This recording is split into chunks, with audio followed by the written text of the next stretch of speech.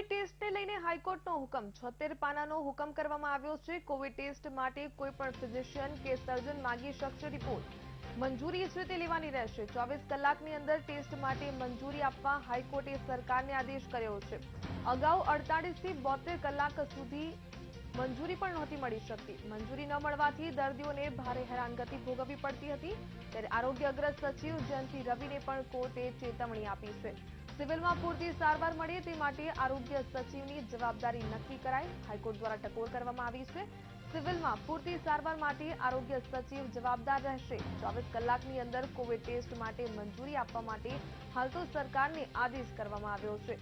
Civil હોસ્પિટલને લઈને પણ કોર્ટની સ્પષ્ટ ટકોર છે। દર્દીઓને પૂરતી સુવિધા અને યોગ્ય ટ્રીટમેન્ટ મળવી જોઈએ। સંવાદદાતા દિવ્યા ચૌહાણ ફોન લાઈન પર જોડાઈ ગયા છે। દિવ્યા, જે કોવિડ ટેસ્ટનો સમગ્ર મામલો છે તેને લઈને હાઈકોર્ટે મહત્વપૂર્ણ ચુકાદો કહી શકાય આપ્યો છે। મંજૂરી આપવા માટે હાઈકોર્ટે સરકારને આદેશ આપ્યો છે। બીજી કઈ કઈ બાબતો છે તેનો સમાવેશ કરવામાં આવ્યો છે? ભાવિકા, ચોક્કસથી જે કોવિડ-19 પ્રમાણો જે વધતા હતા, દિવસે ને દિવસે જે કેસો વધતા હતા, પરંતુ ડોક્ટરોના તપાસ થતા ન હતા, તેને લઈને મહત્વપૂર્ણ સમાચાર જે કહી શકાય, કારણ કે દર્દીઓને કોવિડ સેન્ટરોમાં યોગ્ય સારવાર નથી મળતી। ક્યારેક સિવિલ હોસ્પિટલની બેદરકારી આવતી સામે તો અન્ય સરકારી હોસ્પિટલની બેદરકારી સામે આવતી, જેને લઈને ગુજરાત હાઈકોર્ટે મહત્વપૂર્ણ હુકમ કર્યો છે અને તમામમાં જો હવે યોગ્ય સારવાર નહીં કરવામાં આવે અથવા કોવિડના ટેસ્ટ નહીં કરવામાં આવે તો સમગ્ર જવાબદાર સરકાર એટલે કે આરોગ્ય સચિવ રહેશે અને ઝડપીમાં ઝડપી દર્દીઓની સારવાર થાય તે માટેની તમામ જે કલાકોમાં જ હવે તાત્કાલિક ધોરણે દર્દીઓની સારવાર કરવામાં આવે અને કોવિડ ટેસ્ટની પ્રક્રિયા હાથ ધરવામાં આવે તેવી મહત્વપૂર્ણ હાઈકોર્ટે આદેશ રાજ્ય સરકારને કરી દીધો છે। સાથે જ પોતાનું સિવિલ હોસ્પિટલમાં જે બેદરકારી જે સામે આવી રહી છે, કેટલાય દર્દીઓની પરેશાનીઓ સામે આવી રહી હતી, વેન્ટિલેટર હોય કે પછી અલગ અલગ બાબતો હોય, તેને લઈને પણ સ્ટેન્ડ ક્લિયર કરવા માટે જયંતિ રવિને હવે કોર્ટે આદેશ આપી દીધો છે। એટલે કે હવે જો બેદરકારી સામે આવે તો આની જવાબદાર જયંતિ રવિ અને સરકાર ગણાશે। તે તમામ બાબતને લઈને કોર્ટે આજે મહત્વપૂર્ણ આદેશ આપ્યો છે। પોતાના આદેશમાં આ તમામ નિર્દેશનો કોર્ટ દ્વારા જારી કરવામાં આવે છે। બીજી તરફ ખાનગી હોસ્પિટલો હતી, તે તમામ બાબતોનો જે ચાર્જ હતો તેને લઈને પણ તમામ જે બાબતો છે તે આ 76 પાનાનો જે આખો આદેશ છે તેમાં રજૂઆત કરી દેવામાં આવી છે। એટલે મહત્વપૂર્ણ કહી શકાય કે કોરોનાના ટેસ્ટને લઈને જે વિવાદ હતો, દર્દીઓની સારવારને લઈને જે વિવાદ હતો, તેમાં મહત્વપૂર્ણ સરકાર હવે કામગીરી નહીં કરે તો કોર્ટ પણ નહીં બક્ષે એવું એક તરફી કહી શકાય। જી દિવ્યા, જે પ્રમાણે હાઈકોર્ટે ટકોર કરી છે કે સિવિલમાં જે પ્રમાણે સારવાર બાબતે પણ સચિવને ટકોર કરવામાં આવે, તેમને જવાબદારી સોંપવામાં આવે, ત્યારે આજે જ સિવિલ હોસ્પિટલમાં જે ઘોર બેદરકારી સામે આવી છે, આ સંદર્ભે કોઈ વિશેષ ટિપ્પણી કરવામાં આવી છે કે નહીં? જી ચોક્કસથી, જે રીતે સિવિલ હોસ્પિટલમાં કેટલીક વખત દર્દીઓ બહારથી બીઆરટીએસના બસ સ્ટેન્ડ ઉપરથી લાશ મળતી તો પછી કેટલીક વખત ખાવાની બેદરકારી સામે આવતી, તો ઘણી વખત દર્દીઓને બેડની વ્યવસ્થા ન કરવામાં આવતી, પ્રાથમિક વ્યવસ્થાઓ કે સુવિધાઓ નથી આપવામાં આવતી। તમામ બાબતોને ધ્યાનમાં રાખીને ગુજરાત હાઈકોર્ટમાં જે અરજી કરવામાં આવી હતી અને સિવિલ હોસ્પિટલની જે અવારનવાર કોવિડ-19ના ટેસ્ટને લઈને પણ જે પ્રક્રિયા ઢીલાશમાં હતી, સિવિલમાં લોકો જવા માટે શા માટે ડરતા હતા, તે તમામ બાબતોની જાહેર હિતની અરજીમાં સુનાવણી થઈ હતી, તમામ રજૂઆતો કરવામાં આવી હતી અને જે આજે પણ જે પ્રકારે બેદરકારી સામે આવી છે, તમામ બાબતોને ધ્યાનમાં લઈને આજે કોર્ટે મહત્વપૂર્ણ આદેશ કર્યો છે અને જો હવે આવી બેદરકારી સામે આવશે તો સીધો જવાબદાર આરોગ્ય સચિવ જયંતિ રવિને ગણવામાં આવશે અને રાજ્ય સરકારને જ ગણવામાં આવશે, કારણ કે જો હવે ભૂલ ગણાય તો સીધું સરકાર ઉપર આક્ષેપ નહીં, પરંતુ કોર્ટે પણ હવે કીધું છે કે તમામ બાબતોની તકેદારી અને તમામ બાબતોનું ધ્યાન હવે રાજ્ય સરકારે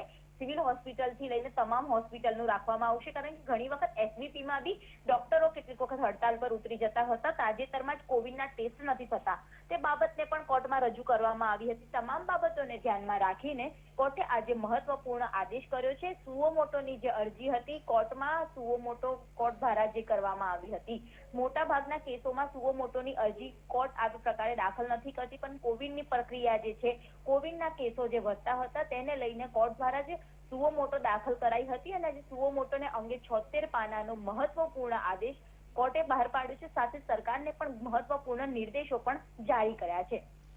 જી દિવ્યા, આપ અમારી સાથે જોડાયેલા રહેશો। સુરતથી સંવાદદાતા આનંદ પટણી જોડાઈ ગયા છે। આનંદ, કોરોનાના ટેસ્ટ અંગે સુઓ મોટોની અરજી પર હાઈકોર્ટે મહત્વપૂર્ણ હુકમ કર્યો છે. 76 પાનાનો મહત્વનો હુકમ જાહેર કરવામાં આવ્યો છે.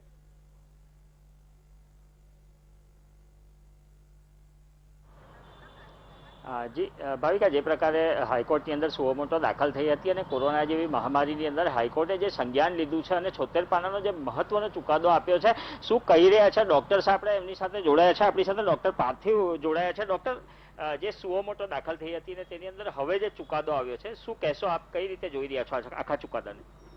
સૌથી પહેલા ખૂબ જ મોટો પ્રોબ્લેમ હતો ડોક્ટર્સને ટ્રીટમેન્ટ આપવામાં, કે સરકારનું સંપૂર્ણ નિયંત્રણ હતું ટેસ્ટ કરવા ઉપર.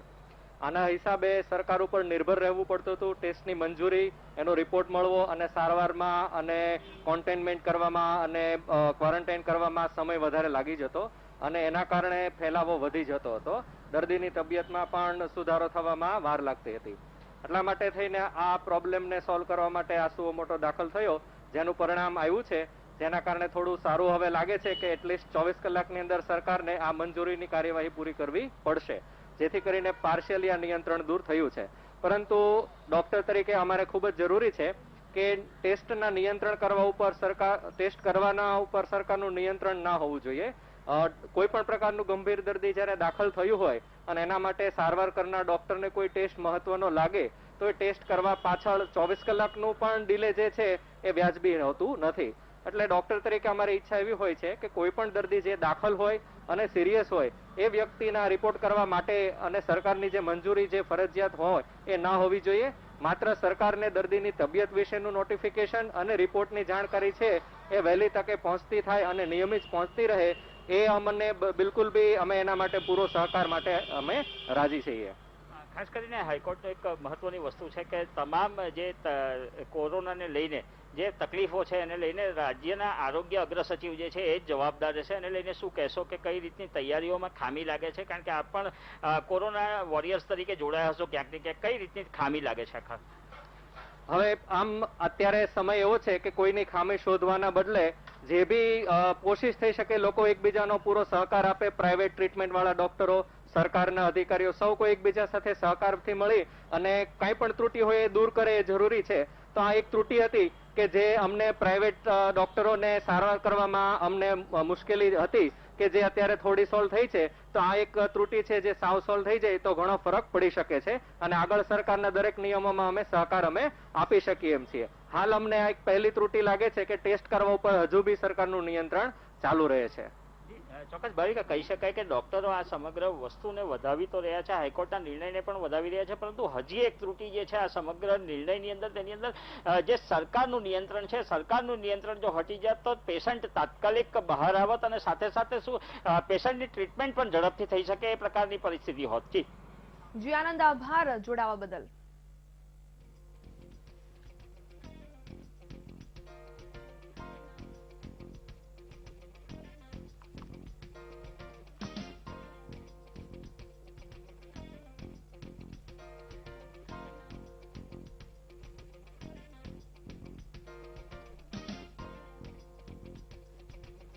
તો જે પ્રમાણે હાઈકોર્ટે જયંતિ રવિને પણ ચેતવણી આપી છે. કોરોના ટેસ્ટ અંગે હાઈકોર્ટમાં સુઓ મોટો અરજી દાખલ કરવામાં આવી હતી, ત્યારે 76 પાનાનો મહત્વનો હુકમ હાઈકોર્ટે જાહેર કર્યો છે. કોવિડ ટેસ્ટ માટે કોઈ પણ ફિઝિશિયન કે સર્જન મંજૂરી મેળવી શકે છે. ઉલ્લેખનીય છે કે પહેલા જ મંજૂરી મેળવવામાં 48 થી 72 કલાકનો સમય લાગી જતો હતો, છતાં પણ મંજૂરી નહોતી મળતી. હવે 24 કલાકની અંદર જ ટેસ્ટિંગ માટે મંજૂરી આપવાની રહેશે.